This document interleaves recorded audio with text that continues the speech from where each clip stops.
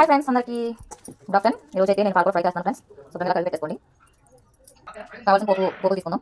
ఎల్లిపాయ, జీలకర్ర, ఎనరగాయ, కరివేపాకు, మినపప్పు, పచ్చనపప్పు, ఆవాలు అన్ని కలిపి పోపు దినుసులు అయితే రెడీ.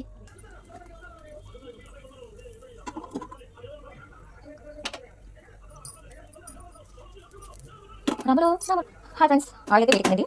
మనం ఫస్ట్ అయితే పోపులో వెల్లుల్లి వేసుకోండి. వెల్లుల్లి, జీలకర్ర, పచ్చిశనగపప్పు, మినపగుళ్ళు,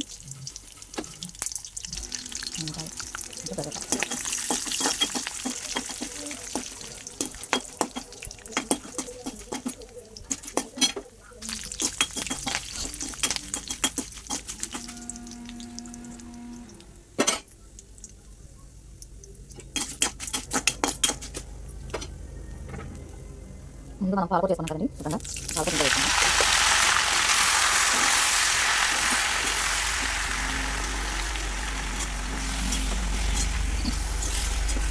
పాలకూర బాగా వేగక బాగా పెట్టేసుకోవాలండి. వాటర్ ఎక్కువ వస్తుంది కాబట్టి నాకు ఆయిల్ కొంచెం వేసుకోవాలండి. మీరు అడ్జస్ట్ చేశారా? పాలకూర వాటర్ సరిగ్గా వచ్చిందో అందుకనేసి మనం ఆయిల్ అయితే కొంచెం వేసుకోవాలండి. మూత పెట్టండి, అలా మగ్గనివ్వండి.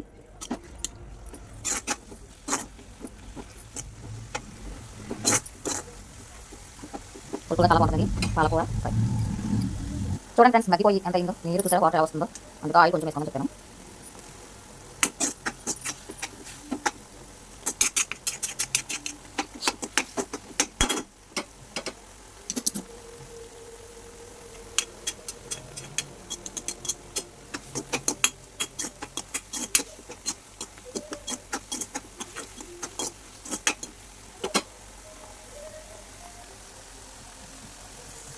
వాటర్ మగ్గిపోయింది శుభ్రంగానే.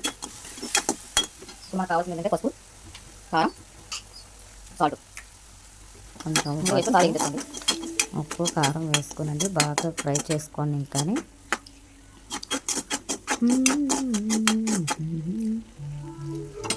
ఆహా ఏమి రుచి ఎనగామై మరుచి.